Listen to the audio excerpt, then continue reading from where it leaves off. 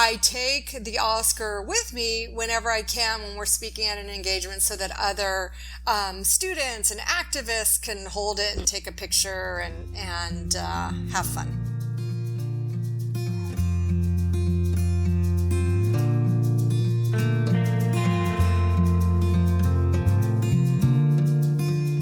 Welcome to Zestful Aging, where I interview thoughtful, inspiring, and influential guests who are making their mark on the world and contributing to the common good. Making your mark, big or small, is creating a legacy, and it's one of the proven ways we can age with vibrance and deep contentment. Zestful Aging podcast is my legacy.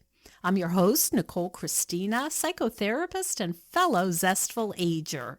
Our music is courtesy of Judy Banker, who is a previous guest on Zestful Aging. Find out more at judybanker.com. And to find out more about this podcast, my web courses, and other offerings, hop on over to zestfulaging.com. Well, I've got my little loyal Jack Russell Sparky right by my side, so let's begin. Today we have a special treat for you. We are speaking with Melissa Berton, who is the Academy Award-winning producer for Best Documentary Short for Period, End of Sentence, and CEO of the PAD Project, a nonprofit organization dedicated to the principle that a period should end a sentence, not a girl's education. Welcome to the show, Melissa. Thanks so much. Thank you for having me. I'm delighted to be here. Congratulations on your Academy Award. Thank you. It still sounds surreal when you say that. Oh, it's unbelievable. I mean, what an amazing accomplishment.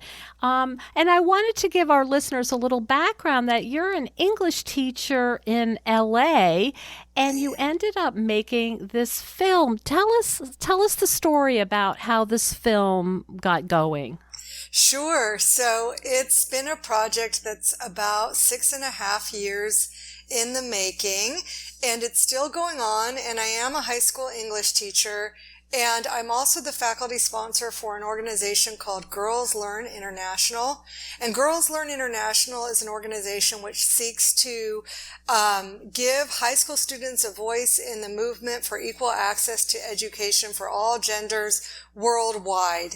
And girls around the world are educated to a lesser degree than boys are for a variety of reasons. And as part of Girls Learn International's program, they send high school students, 16 years old is the youngest you can go, to the United Nations, to the Commission on the Status of Women, to participate as actual delegates in sessions where we discuss obstacles to girls getting equal access to education. And it was at one such conference where my students and I learned that one of the main reasons that girls drop out of school is because of the lack of affordable and accessible hygienic pads with the onset of menstruation. And so because of staining a uniform, because of toilets that are far away, and various other reasons, forced child marriage,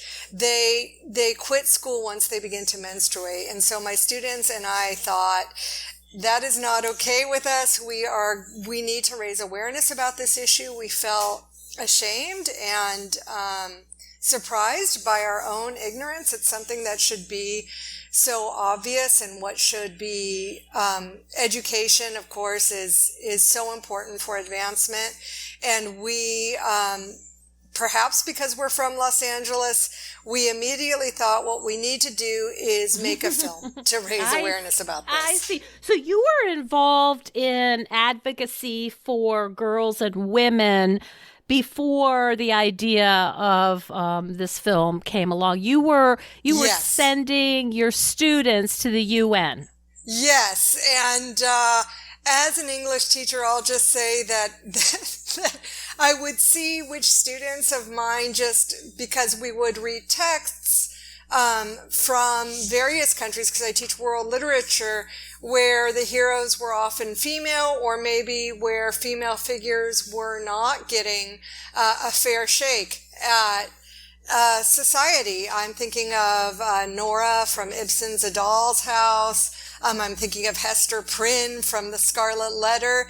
And I could tell by the way that some of my students would react to the injustices that the female figures faced. I would say, hey, there's this organization called Girls Learn International. Are you interested? And lo and behold, they were very interested. And so we became this chapter at our school, which is Oakwood School in Los Angeles, and we started going to the United Nations and advocating for girls' education. It's amazing. And so I'm guessing you have quite a reputation in your high school. Yes, in my high school, it was a lot of fun. The day after we won the Academy Awards, I came to my 9th grade class with the Oscar in hand, and everybody applauded, and it's pretty much was the show and tell feature of school that day. Everybody came and got to hold it and touch it and see what it was. It's heavy. It weighs 8.5 pounds. And where does it live? Does it live in your home? It actually lives in a book bag from my school, because as part of the PAD Project organization, which is the nonprofit that sort of housed the funds to make the movie that the students and I all are a part of, and students who have graduated continue to be a part of, we go to other high schools around LA and indeed around the United States. So I take the Oscar with me whenever I can when we're speaking at an engagement, so that other students and activists can hold it and take a picture and have fun. I know that this is probably impossible to put into words, but what effect has this had on your students? Wow. Well, they are very eloquent, and each individual could speak to that probably, more accurately than I could, but I will say that, each of them has stayed with it, so that the founding members of the PAD Project, who began the documentary as 15-year-olds, are now as 22-year-olds and 24-year-olds and 20-year-olds. They're all on the staff of our nonprofit organization, working on the marketing, the social media, traveling to different places around the country to advocate. Many of us have gone to the village of Katikera in the Hapur district of India to see the machine. And so everybody has stayed with it. And one of the most beautiful things, just for me to witness from my vantage as a teacher, is that the older students have taken the younger students sort of under their wings. So there's a passing of the torch, and I think that all of us have just felt grateful and emboldened by, like, oh my God, this really did happen. We sort of can't believe it. And so we feel responsible to encourage and support younger people who are now younger than they are, because they were 15 when they started this movement. So I think they all feel a responsibility and also a joy in bringing younger voices, because they started when they were young. Could you tell the story and describe to us about going to India for the first time with your students?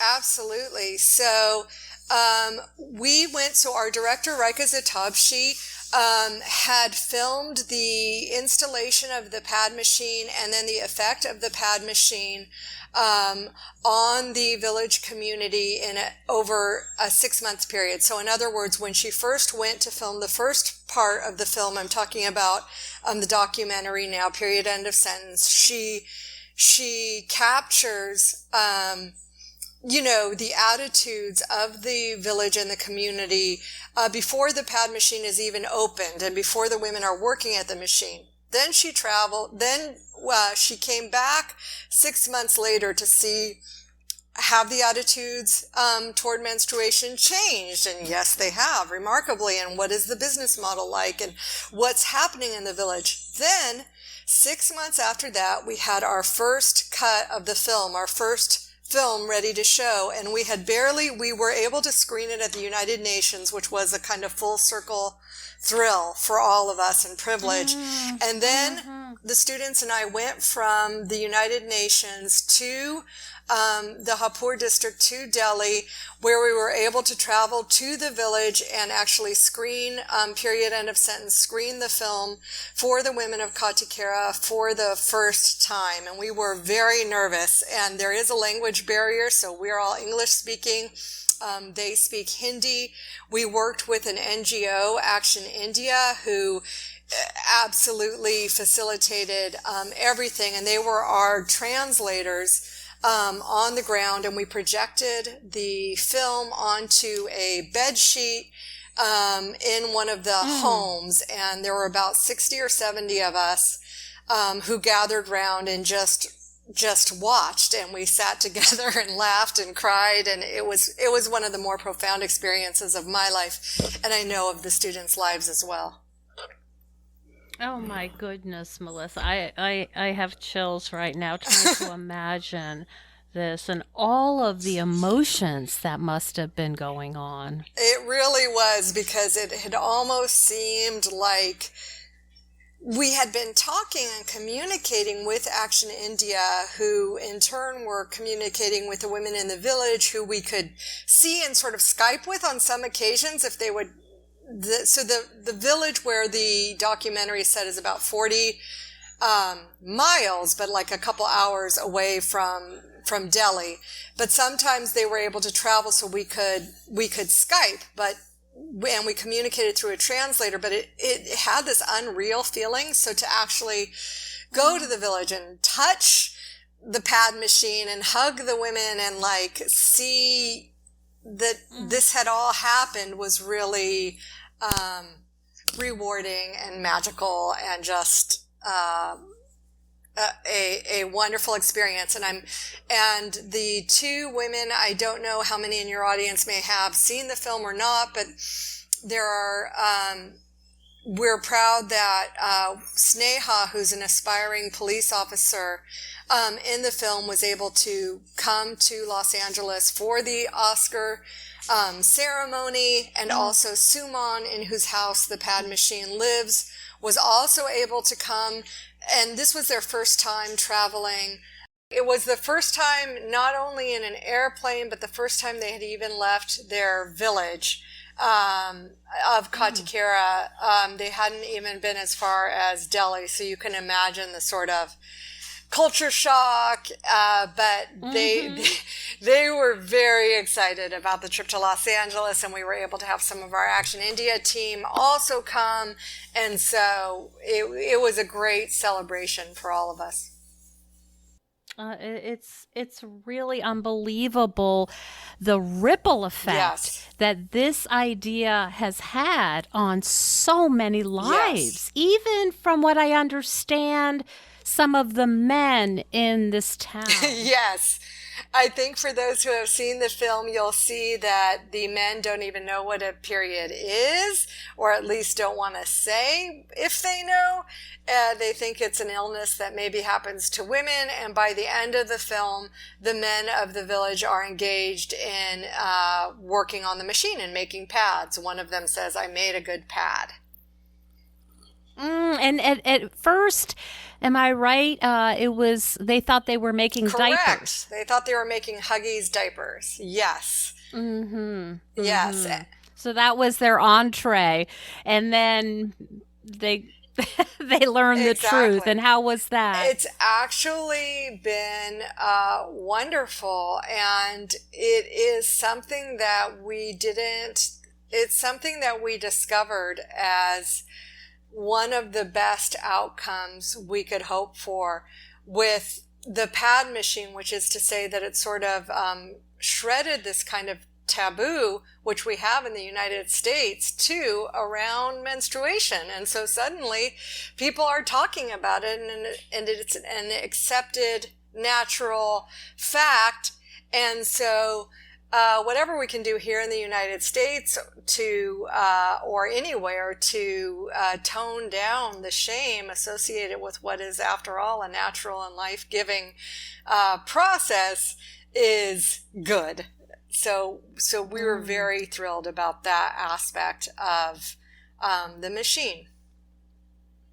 With all of this impact, and it's just amazing story, how is it for you to be an English teacher at this point in your life? It's wonderful. I love teaching, and people ask me, "Oh, are you still going to teach?" And to be perfectly honest, there is a lot of work with the PAD project, and I don't know how I'm going to do everything I need to do time-wise, but I would never want to not teach. There's a double negative for an English teacher, but I would, because that's what keeps me in touch with the students who make me braver and better. And I love being in that community. So that's where it all sort of begins with me. So to step out of the classroom is just not something I really think about at this point.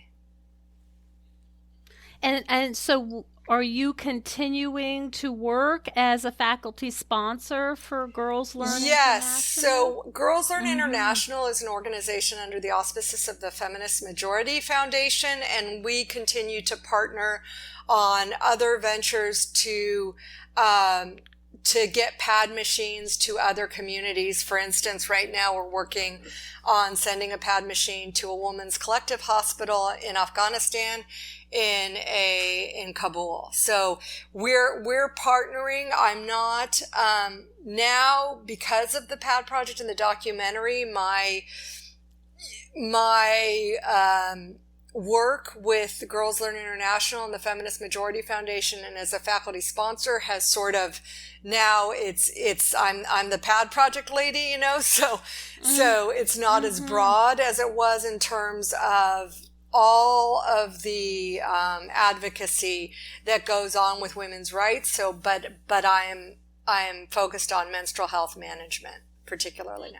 And that's something that you've decided to continue focusing on. You're not looking for other projects that support girls and women. Well, so the PAD project, our mission is to partner with locally and globally to end period stigma. So whatever that means, whether it means, so we're definitely behind issues in the United States.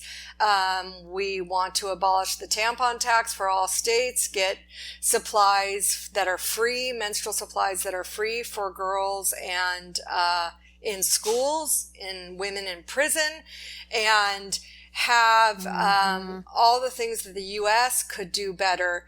We want to do that, and at the same time, we are working with communities around the world who have expressed a desire for a pad machine in their community. So since the Oscar win and that moment on the world stage, we have heard to date from 94 countries, from every continent and countries you might not expect, wanting a pad machine in their village or city or community. And the outcry and the response has been humbling and overwhelming. We've heard, and we've also heard from countries and communities and institutions who would love to partner and say, hey, we would like to sponsor putting a machine here. We've heard from schools in the United States where you don't think about it so much in the United States, but in fact, we've heard from several schools where the school nurse and teachers are paying out of their own pocket for pads and tampons for their students. And we certainly think there's no call for that. We know that in lower socioeconomic areas throughout the U.S., when free sanitary napkins were given in dispensers in the bathrooms, attendance went up. So it's something we're committed to supporting, kind of a menstrual justice platform, across, wherever we can, however we can. That's why we need all these students, because they have they're the worker bees. Yeah, exactly, and they're brave. They're very brave. Oh. Hey, lovely listeners, I have something really special to share with you. I recently interviewed Dr. Elise Bailu, who is the founder of Mindfulness in May. Every May, thousands of people worldwide join the program, featuring the world's best experts, and build mental resilience through committing to 10 minutes of meditation per day, while also raising funds to address the world's most urgent global issues. Over the last 8 years, Mindful in May has taught over 40,000 people to meditate, while raising $800,000 to bring clean, safe drinking water to the developing world. Well, I'm going to give out 5 free registrations for Mindful in May to the listeners of Zestful Aging who write the most descriptive and original 5-star review of Zestful Aging on whatever platform you use to listen. And after you rate the show, please copy and paste your review and send it to me at zestfulaging.com with instructions on how to contact you. The contest ends April 30th. And I'll be joining the program in May, and I can't wait. And please check out mindfulinmay.org. It's really special. Look for Elise Bailu's episode coming soon. Now, back to the show. And you say brave, you've used that word a few times, and I'm wondering, what kind of resistance have you met? A lot. It is a sensitive topic in the United States and everywhere. And it's a topic people feel uncomfortable talking about. And generationally, I realized that I had my own baggage with it. So that, for instance, when the students would say, we want to talk about the PAD project at a school assembly, and we're going to say what we're doing, and we're going to do this, I actually, to my own embarrassment now, I would say to them, no, please don't do that, because out of a certain protectiveness, I felt they would be the targets of embarrassment. And indeed, some of that has happened, but mostly the school that we go to has been very supportive. But to kind of broaden the lens to the larger community, as we were gaining traction on the film festival circuit, and when we were nominated on the short list and then down to the final 5 nominations for the Oscar, the Hollywood Reporter they do a feature every year where they have anonymous people who are members of the Academy speak out about their votes. And there was a whole article from somebody who identified himself as a long-standing male member of the Academy who definitely would not vote for period, end of sentence, because it was just, I quote, icky. No man would ever vote for a movie to win an Academy Award about that subject. And that was published about 2 weeks before we did win the award. So I'd like to see that person and put the award on his desk. Oh, my goodness. So, yeah, there are definitely attitudes and feelings of wrinkled noses and that kind of thing. And I suspect, I mean, that's whatever's going on with that guy's psyche, who knows? But is there also, in some countries and some cultures, are you pushing against cultural and religious norms? 100%, absolutely, in different communities and cultures, and we want to be sensitive to that.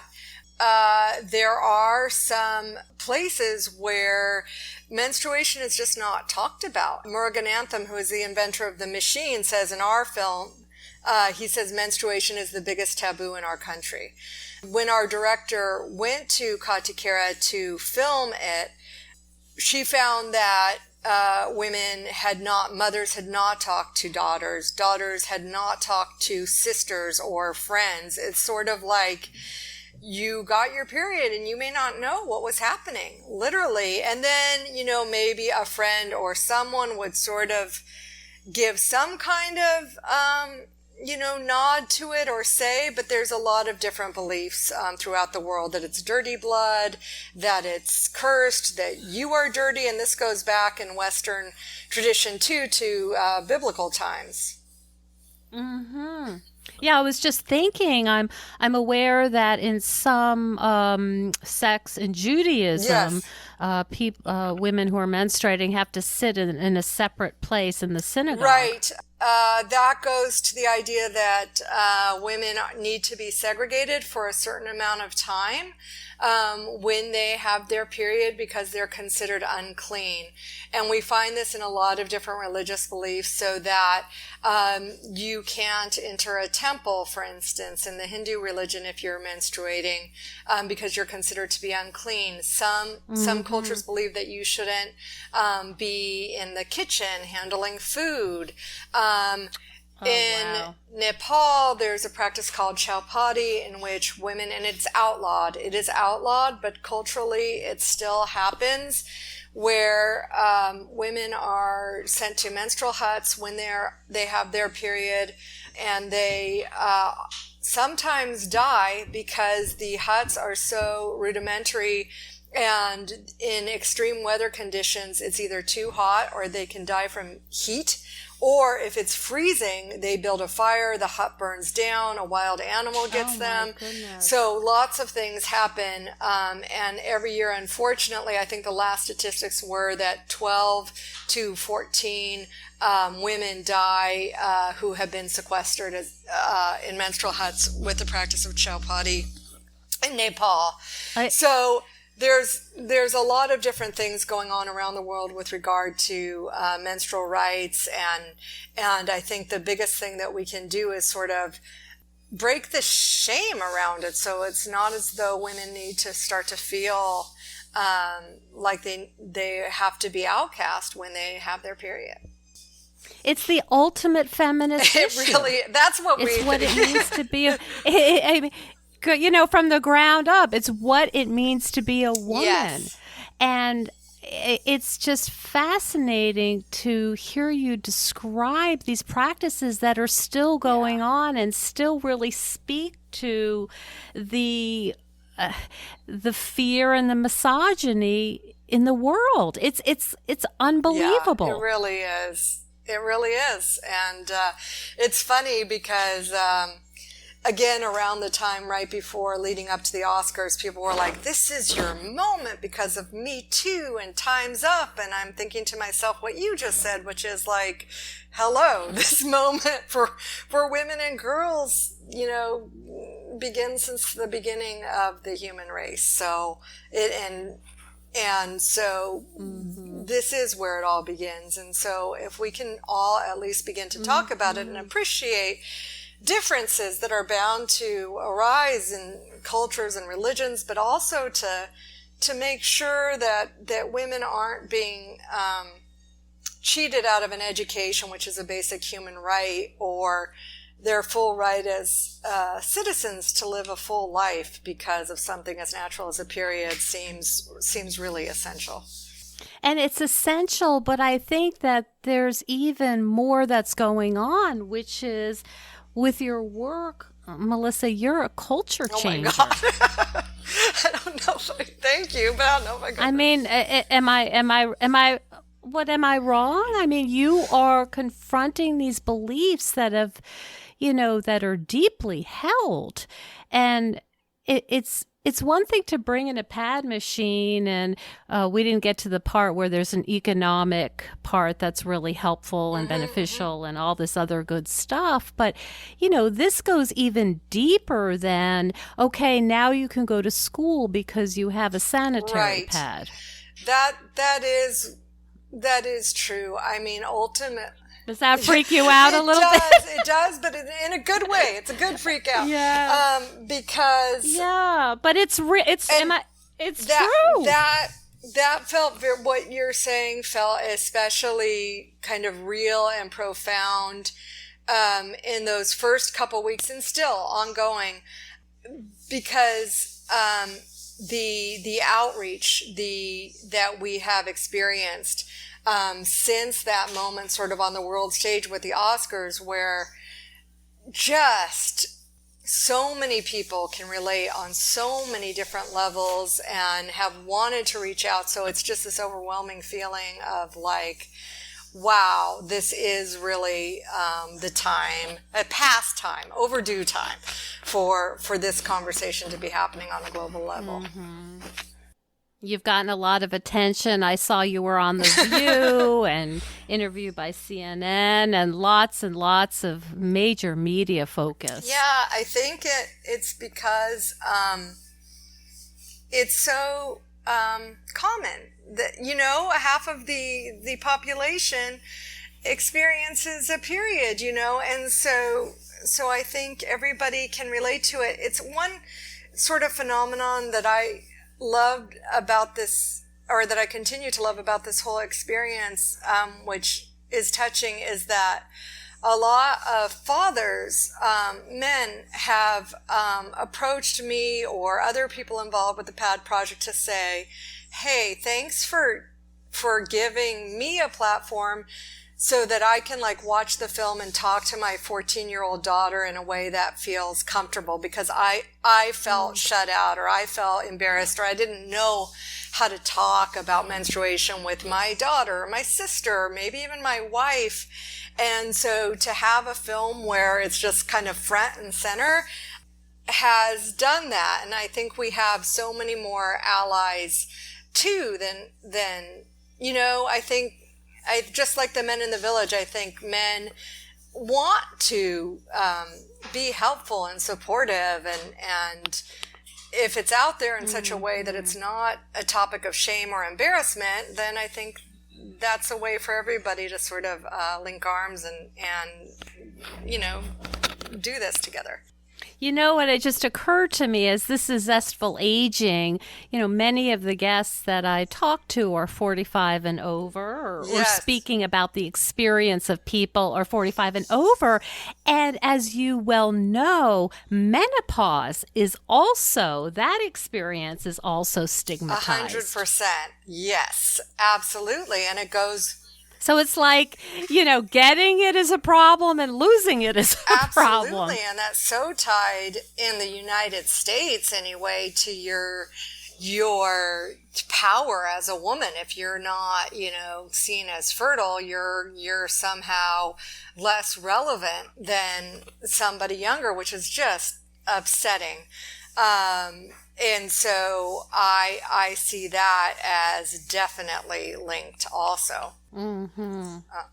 Well, the experience of being female. It's the theme is, what happens in the female body is problematic. It's just a different version. Yeah, exactly. And this may be too graphic, but a lot of people ask us, well, why not menstrual cups, which you insert because they're biodegradable, they're possibly more economic depending, and there's some sanitary reasons why that may not work in every community, because you need clean water and other things. But another reason is that insertion is related to virginity and sexual activity. So that's another way. So insertion would be taboo or uncalled for in many communities because a woman's worth is still tied to her virginity. So that's a flip side of the menstrual of the menopause. So it's like you're virginity and your fertility equals who you are, when, as all of your listeners know, and as we all know, we're so much more than that. So it's just a fascinating subject. Do you want to leave our listeners with maybe some inspiration in doing a project? And I know you mentioned that you're 50 and you're doing a project that is it's a really big project. It's wonderful and yet has challenges. And many people in our audience are listening and thinking, hey, I've got a lot of years left. I'm 50 or I'm whatever. 50. How do I and how do I embark on this when, there might be some pushback, and I might not feel confident, and I might, people might say, what are you doing that for? I appreciate that question, and I appreciate this podcast so much because, to be honest, for me personally, that has been a revelatory, my age and my relation to the young people that I work with and all of this happening. So I would say your naivete or your innocence can be your biggest strength, because as long as you're committed to your idea and you know that your idea is sound and just, you'll find a way. And I would say that include as many people and voices as possible. I know there's this thing of too many chefs spoil the broth or whatever, but if you're making something really big, you need as many chefs as possible. So don't be afraid to ask for help. Yeah, exactly. And so so I think that sometimes that makes things messier than if you've got a small group. It can make things feel out of hand. But when I think of the scope of all that has happened, I couldn't, there have been so many people whose ideas and voices have been involved, and every one of those has helped to bring it to the point that it's gotten to. So I would say, don't worry about what you know, just worry in terms of process, because that will come, and just include as many voices and people and help as you need, and go for it. I love that. That's really great advice. Like, you don't have to figure it all out. Right. You just have to take the first step. Yeah, I mean, I really think that, I can identify that with the podcast. I didn't know what I was doing, and then I just started doing it. Right. And now look. And then you learn. That's right. Yeah, that's perfect. Melissa, thank you so much for spending your time with us. This project is deeply inspiring, and I'm so happy to have gotten to speak with you about it today. Me too. Thank you so much for having me, and thank you for your podcast, which is very inspiring, and I love it. So I'm so excited to be a part of it. Thank you so much for joining us on Zestful Aging. If you like the podcast, please share it with some of your friends. I love to hear from my listeners. Send me an email at NicoleChristina.com. It's no secret that everyone's feeling pretty restless and unsettled right now. Our lives are upside down, and the future is feeling pretty uncertain. But if you're anything like me, organizing my stuff can help me feel a little calmer. It's something I can do to help me feel a little more in control and in charge of my own life. If you think decluttering could help you feel better and you could use a little assistance with that, check out the online course I've developed with professional organizer and designer Carrie Luderin. It's called Too Much Stuff. And too much stuff is different from other courses or articles or guidance you may have used up. We give you clear steps to deal with the clutter and the tools to help you face the overwhelming feelings and the emotions that come up when we're going through our clutter. And a lot of those emotions are just feeling anxious or guilty or just basically flooded with a lot of different confusing feelings. The course is really practical, it's realistic, the lessons are short and punchy, and they're really manageable. We're not trying to set you up for some long exploratory, super in-depth, burdensome experience. We want something really helpful for you right now. We all need help with our anxiety, so being surrounded by more calm and less chaos can really help. So now's a good time to clear out the clutter so we can focus on what's really important in our lives. So find out more at zestfulaging.com. You'll see more about this under the web courses tab. If you have any questions, just shoot me an email at zestfulaging@gmail.com. Thanks so much. And stay tuned next week for another interview with a fascinating and inspiring guest.